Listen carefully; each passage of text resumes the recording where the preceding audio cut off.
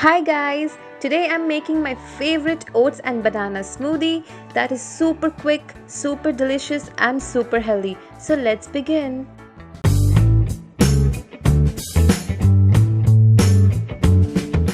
So I've taken instant oats over here. This is the quick oats that you get. 3 small sized bananas, 2 cardamom pods that is elaichi, and some peanut butter. Now very simply, we're just going to take a mixer grinder and add the ingredients one by one. So I'm chopping the bananas roughly. This banana might have seeds, so be careful and take them off. Now I'm going to add in the oats,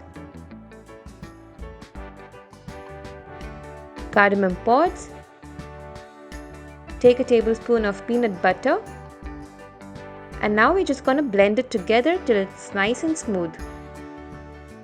So the ingredients are nicely blended. Now into this, I'm going to add a glass of chilled milk. You can use any milk of your choice.